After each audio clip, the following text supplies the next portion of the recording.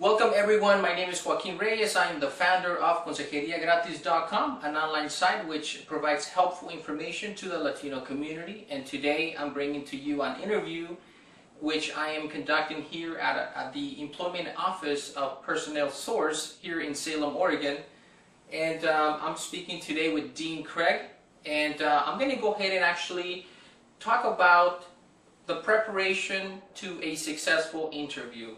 So, how to prepare for a successful interview will be the topic of today's interview. Very good. You actually will get a chance to actually get a sneak peek of what the mindset is of a business owner. So I'm going to start off by actually asking you a little bit of to tell us a little bit about your family and a little bit about what your role is here of a personal source. Sure. Well, my wife and I are native Oregonians. We've been here virtually all of our lives, except for a short stint in Oklahoma shortly after we got married. That didn't last long. We came back home. We've been married 30 years, have 5 grown children, and 1 new grandbaby, 4 months old. We have a passion for this region, for agriculture, and for manufacturing. My passion is in manufacturing because I believe it's a good anchor for our economy. My role here is to manage the overall operations of this office, and we, on an annual basis, will hire upwards of 2,000 people for short-term and long-term positions with hundreds of different companies all over the Mid-Willamette Valley. Okay, awesome. Thank you very much for sharing a little bit about what your role is here at Personnel Source. What kind of jobs, I know you touched a little bit on it, but what kind of jobs are available here at this office? We hire for virtually every type of position. It's the method in which we do it, working with that business, determines how we'll function. It didn't come out very well, but in a nutshell, we can do temporary, temp to hire, or direct hire type of placement. And what determines that is our agreement with that business. If it's a business where there's a high risk of injury, a roofer, for instance, we don't hire a lot of roofers, but we would. If I had a customer that really needed a roofer, I just wouldn't put them on my payroll, that individual. Okay. So we would still recruit, interview, screen, check the references, the background check, the drug tests, all of that stuff. It was all part of our service to that business that we're serving. Once we've selected the individual to go to work there, we teach them about the job, where they are, what the pay is, and all that sort of thing. They'll start work there. After everybody's happy, that customer, that business will pay us for our service for doing that work up front. Thank you. What is needed to get a job here through Personnel Source? It's a great question, and it's a broad answer. Right. Because we serve so many different types of businesses, from very small, maybe a very small CPA firm, to a very large manufacturer like Weyerhaeuser or Kettle Foods or one of those.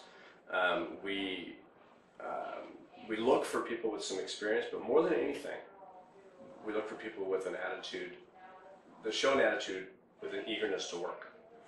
We want to know that people actually want the job. My dad years ago told me something that has stuck with me. Everybody seems to want a job until they get one. Sadly, sometimes that's true. I think that we've made the word work a dirty word, and I don't think it should be. That's very interesting. Yeah, I honestly don't think it should be. Virtually every job I've had, I've worked in sawmills, I've harvested crops, I've worked in hops, I've worked at Kentucky Fried Chicken. I mean, I've done a lot of different things over my life, and I haven't always loved every single job, but I've found things to like about every single job. It's not just about the paycheck. So it's that attitude. Somebody comes to us with that attitude, and maybe they want to work at Kettle Foods or somebody like that. Do they know anything about the company? I want to know if they do. That's very helpful. So doing a background check on the company that they are planning to apply for would help a candidate who comes and applies. Absolutely. Is that what you're saying? Absolutely. And in this case, I would actually recommend they do background a little investigation on both our company and a company that they're interested in. You know, maybe they want to go to work for Don Pancho. Maybe they make tortillas here in town. Yes. And maybe they're interested in working there. They find out that we hire for them, so they would do investigation on both. Go to their website, you know, and learn about them. You know, now they're owned by Reeser Foods, so they would check out Reeser. And the more knowledge a person has about the company that they want to work for, that impresses me, and my staff as well. They get very excited when they meet somebody who comes prepared for an interview and knows what they're looking for. Has done the background, the homework. Very interesting. So you look for people that have an attitude. You A positive attitude. You mentioned a positive attitude, not just an attitude. Right. This kind of transfers into the next question, what I already asked you, and that is, what qualities are employers looking for, such as your company or the companies you work with? What qualities are they looking for in the people they want to hire? It's a little bit different for a lot of different companies, but there are a handful of things that are consistent with every business we serve. One is that positive, can do, want to get the job done attitude. Another one is, and it's something that oftentimes when I'm speaking to job seekers, especially groups of job seekers, I'll throw out there, and that sometimes people get upset with this, but it's very, very important.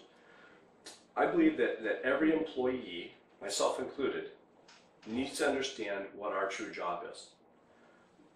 My job is to make this company money. Everybody's job is to make the company money. And in turn, we get paid to do that. Now, that sounds kind of callous, but if a job seeker understands that and locks that in and utilizes that in their job search technique, they will be so far ahead. We also want to see a demonstrated ability to learn.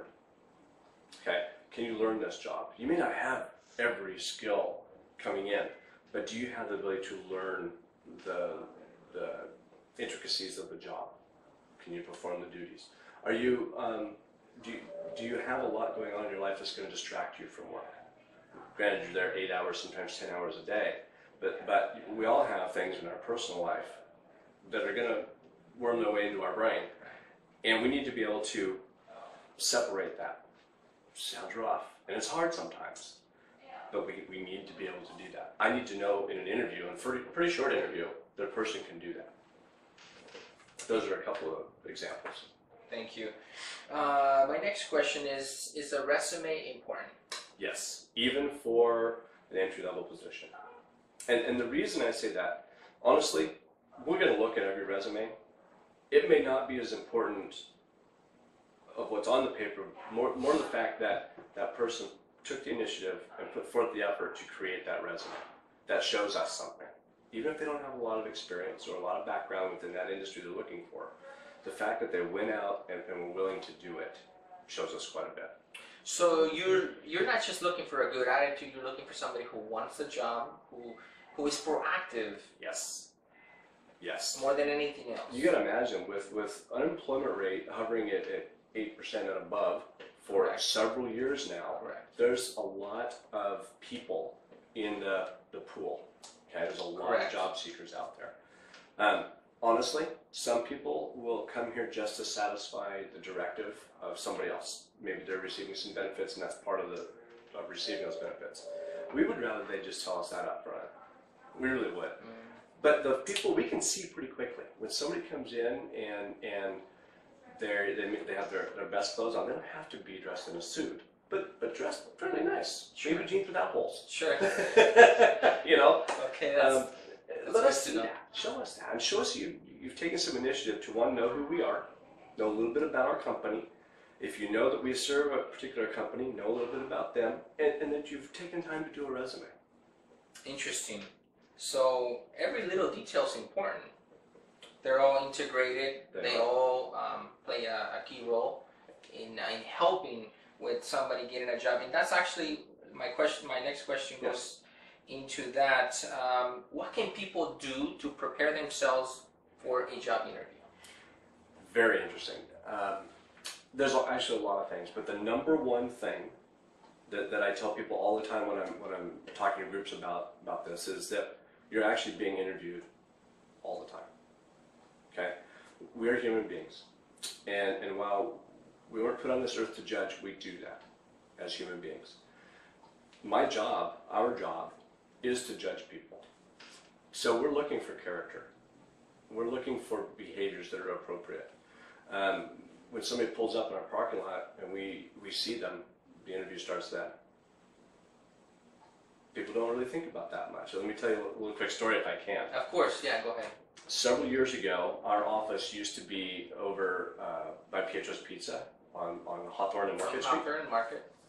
And my wife called me to ask me to pick up some dog food because we have this dog that she loves more than we are the children. So we have to buy special dog food. And so I do this, and I go to the pet store that's over by Walmart on Lancaster. Well, I go behind the building because it's speed bumps and pedestrians and stuff. Well, as I'm driving along, I notice a group of probably 8 guys up against the building. I don't think too much of it until I get close and I can see that they're tagging the building. They're spray painting. They're spray painting. Yeah. So I think about stopping and getting out. I know as soon as there's one of me, 8 of them, that's probably not a good idea. So I just slow down and I give them my best dad stare as I drive by. You know, like, what do you think you're doing? One of them just kept going. The other guys kind of all looked nervous and walked away a little bit, but one of them just kept on painting. And the other one used some sign language at me. It wasn't very flattering. Interesting. So the funny part about that is I didn't think too much. I mean, it made me upset. But when I got the dog food, I told the manager what had happened, and I went about my business. Not even 2 weeks later, I was in my office at the front counter, and I see his car pull up. I don't think much of it happens a lot. Sure. Guess who comes walking up to the door? Picasso and the communicator. Those 2 guys. And the funny thing of it is they had already had their interview behind the building. Because their character, they showed me their true character. That's 2 true. weeks before, a week and a half before. And they knew it. That's the key. I think we all know it. When we act inappropriately, we know we've done it. So as they walked up to the door, they opened the glass doors. They didn't even open. They reached for it, looked up, saw me, and I could see their body language change. They turned around and left. They didn't even come in. They knew that their behavior was inappropriate. And so that's really my message. Act in a way all the time that you would want your grandmother to be proud of. Not just put a public face, but make sure that the public face matches the private face. Exactly. Exactly. I know none of us are perfect. That's why we're Of here. course. Of course. But if we do our best to act in an appropriate manner in a way that would not embarrass our grandparents at all times, we'll be far better off. Because there are a lot of people like me in the world that look. Our job is to hire people, so we're always looking for behavior, good and bad. Sure. When we see bad behavior, it sticks. We don't know the name maybe, but we recognize the face. Interesting. What an interesting story. I think our audience will get a lot out of that story. It's pretty common seeing stuff like that. It is, sadly. I'm with you. It makes me upset when I see that behavior out there. Me too. And it's a sad situation. My next question is, do the questions you ask each candidate differ based on first impressions? Or do you have a set of questions that you consistently ask every candidate or job seeker that comes to your office? There are some questions that get asked of everybody. Okay. For instance, why do you want the job? What makes you think you'll be successful in the job? What have you done in your past employment that relates to this position? But after that, and there's a few more, but they're minor. Sure. Like, we want them to be able to tell us what's on their resume. You know, if you can't talk about what you wrote, then it kind of leads us to believe that maybe it's not 100% accurate. Very interesting. That's number one right there. Right, exactly. And then we talk more specifically about the job. You know, why do you think you can build a manufactured home? It's one of the companies we hire for, a couple of them build manufactured homes. Why do you think you would be good in that setting? Interesting the answers we get. You know, well, I helped my uncle build a shed once. Okay. And I appreciate that, but Right. talk to me about specifics. And then sometimes, and this is a good example, we'll actually do some assessments. We have some written tests. Can you read a tape measure? Show us that you can measure these boards. Because its accuracy is very, very important.